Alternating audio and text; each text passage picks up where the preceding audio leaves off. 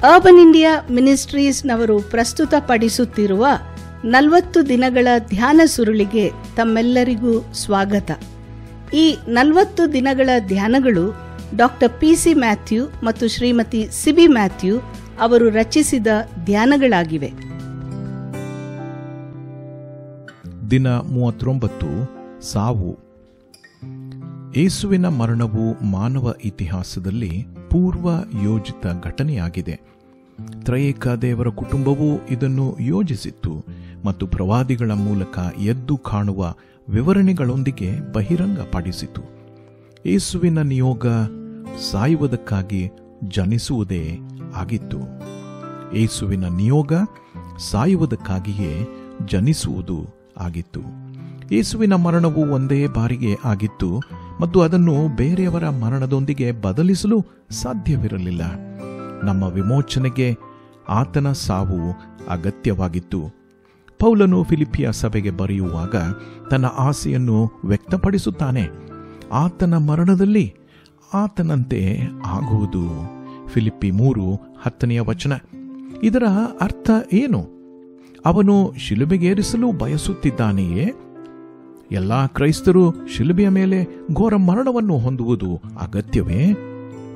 ಯೇಸು ತನ್ನ ಮರಣದ ಬಗ್ಗೆ ಮಾತನಾಡುವಾಗ ಫಲವನ್ನು ಉತ್ಪಾದಿಸಲು ಬೀಜವು ಬಿದ್ದು ಸಾಯುವುದು ಅವಶ್ಯ ಎಂದು ಉಲ್ಲೇಖಿಸುತ್ತಾನೆ. ಯೋಹಾನ 12:24.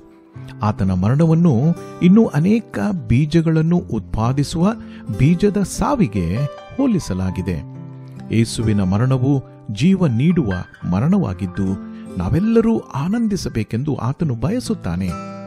ಆತನ ಸ್ವಂತ ಮರಣದ ವಿವರಣೆಯನ್ನು ಅನುಸರಿಸಿ ಆತನು ಎಲ್ಲರಿಗೂ ಕರೆ ನೀಡುತ್ತಾ ಹೀಗೆ ಹೇಳುತ್ತಾನೆ: ತನ್ನ ಪ್ರಾಣದ ಮೇಲೆ ಮಮತೆ ಇಡುವವನು ಅದನ್ನು ಕಳಕೊಳ್ಳುವನು. ಇಹಲೋಕದಲ್ಲಿ ತನ್ನ ಪ್ರಾಣವನ್ನು ಹಗೆ ಮಾಡುವವನು ನಿತ್ಯ ಜೀವಕ್ಕಾಗಿ ಅದನ್ನು ಕಾಪಾಡಿಕೊಳ್ಳುವನು.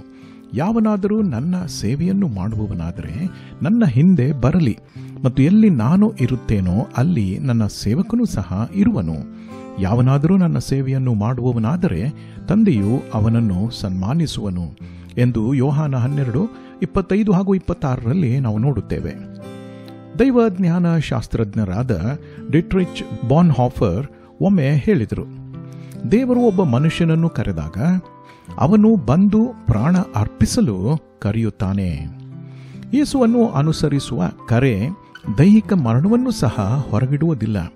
ಆತನ ಮರಣದಲ್ಲಿ ಆತನಂತೆ ಆಗುವುದು ಎಂದರೆ ದೇವರು ನಮಗೆ ವಹಿಸಿಕೊಟ್ಟ ಕೆಲಸವನ್ನು ನಾವು ನಮ್ಮ ಜೀವನವನ್ನು ಕಳೆದುಕೊಂಡರೂ ಮುಗಿಸುವುದೇ ಆಗಿದೆ. ಮಾನವರು ಮರಣದ ಭಯವಿಲ್ಲದೆ ಸ್ವಾತಂತ್ರ್ಯದಲ್ಲಿ ನಡೆಯಲು ಶಿಲುಬೆಯ ಮೇಲೆ ತನ್ನ ಪೂರ್ಣಗೊಳಿಸಿದ ಕೆಲಸವನ್ನು ಘೋಷಿಸಲು ಯೇಸು ತೀರಿತು ಎಂದು ಹೇಳಿದನು. ಅವುಗಳನ್ನು ಮೋಸಗೊಳಿಸಲು ಕುಶಲತೆಯಿಂದ ಶತ್ರುವು ಬಳಸಿದ ಭಯದ ಅಂಶ ಯಾವುದೆಂದರೆ ಸಾವು. ನೀವು ಖಂಡಿತವಾಗಿಯೂ ಸಾಯುವುದಿಲ್ಲ, ಆದರೆ ನೀವು ದೇವರಂತೆ ಆಗುತ್ತೀರಿ ಎಂದು ಶತ್ರು ಅವಳಿಗೆ ಸುಳ್ಳು ಹೇಳಿದನು. ದುಃಖಕರ ಎಂದರೆ ಮನುಷ್ಯನು ದೇವರ ಬದಲಿಗೆ ಸೈತಾನನನ್ನು ನಂಬಲು ಆರಿಸಿಕೊಂಡ ಮತ್ತು ಅಂತಿಮವಾಗಿ ದೇವರು ಸ್ವತಃ ಸಾವಿನ ರುಚಿ ನೋಡಬೇಕಾಯಿತು. ಮನುಷ್ಯನಲ್ಲಿ ದೇವರಂತೆ ಇರಬೇಕೆಂಬ ಆಶೆಗಳನ್ನು ಹುಟ್ಟುಹಾಕುವಲ್ಲಿ ಸೈತಾನನು ಸಾವಿನ ಭಯವನ್ನು ಬಳಸುವುದನ್ನು ಮುಂದುವರಿಸುವುದರಲ್ಲಿ ಆಶ್ಚರ್ಯವೇನಿಲ್ಲ.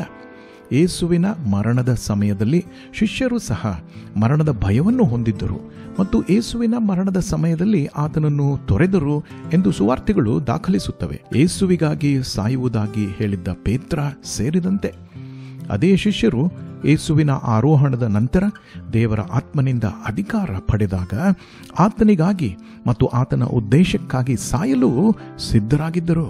ಎಲ್ಲ ಅಪೊಸ್ತಲರು ತಮ್ಮ ನಂಬಿಕೆಗಾಗಿ ರಕ್ತ ಸಾಕ್ಷಿಗಳಾಗಿದ್ದಾರೆ ಎಂದು ಇತಿಹಾಸವು ದಾಖಲಿಸುತ್ತದೆ. ಪುನರುತ್ಥಾನದ ಶಕ್ತಿಯ ಅನುಭವವು ಮರಣದ ತನಕ ಶಿಲುಬೆಯನ್ನು ತೆಗೆದುಕೊಳ್ಳಲು ಅವರನ್ನು ಪ್ರೇರೇಪಿಸಿತು. ನಾವು ಸಾವಿನ ಭಯದಲ್ಲಿ ಬದುಕುತ್ತಾ ಇದ್ದೇವೆಯೇ? ಯೇಸು ಕ್ರಿಸ್ತನ ಮರಣದ ಮೂಲಕ ಸಾವು ತನ್ನ ಕೊಂಡಿಯನ್ನು ಕಳೆದುಕೊಂಡಿದೆ. ಕ್ರಿಸ್ತನು ಈಗಾಗಲೇ ಸೋಲಿಸಿದ್ದನ್ನು ಮರಣವು ನಿಯಂತ್ರಿಸುವುದಿಲ್ಲ. ಆತನು ಇತರರಿಗಾಗಿ ತನ್ನ ಪ್ರಾಣವನ್ನು ಸೇವಾ ಮರಣವಾಗಿ ಅರ್ಪಿಸಿದನು ಮತ್ತು ಅದರ ಮೂಲಕ ಹಲವಾರು ಭಕ್ತರು ತಮ್ಮ ಪ್ರಾಣವನ್ನು ಅರ್ಪಿಸಿದ್ದಾರೆ. ಪ್ರಾರ್ಥನೆ ಮಾಡೋಣ. ಕರ್ತನೇ, ನಿನ್ನ ಸಾವಿನಲ್ಲಿ ನಿನ್ನನ್ನು ತಿಳಿದುಕೊಳ್ಳಲು, ನಿನ್ನ ಧ್ಯೇಯವನ್ನು ಪೂರೈಸಲು, ಪ್ರತಿದಿನ ಬದುಕಲು ನಮಗೆ ಕರೆ ನೀಡುತ್ತಿ. ಸಾವಿನ ಪ್ರತಿಯೊಂದು ಭಯವನ್ನು ತೊಡೆದು ಹಾಕಿ ಜೀವನ ಅಥವಾ ಮರಣದಿಂದ ನಿನ್ನ ನಾಮಕ್ಕೆ ಮಹಿಮೆ ತರಲು ನಮಗೆ ಸಹಾಯ ಮಾಡು. ಯೇಸುವಿನ ನಾಮದಲ್ಲಿ ಆಮೆನ್. ಈ ಧ್ಯಾನಗಳು ನಿಮಗೆ ಆಶೀರ್ವಾದವಾಗಿವೆ ಎಂದು ನಂಬುತ್ತೇವೆ. ಇದನ್ನು ನಿಮ್ಮ ಕುಟುಂಬ ಮತ್ತು ಸ್ನೇಹಿತರಿಗೂ ಸಹ ಕಳುಹಿಸಿರಿ. ಆತನಂತೆ ಆಗುವುದು, ಆತನ ಜೊತೆ ಇರುವುದು, ಆತನಿಗೋಸ್ಕರ ಇರುವುದು ಎಂಬ ಧ್ಯಾನ ಸುರುಳಿಗಳು ಇಂಗ್ಲಿಷ್ನಲ್ಲಿ ಲಭ್ಯವಿದೆ. ಅದನ್ನು urbanindia.org ಯಲ್ಲಿ ನೀವು ಕೊಳ್ಳಬಹುದು.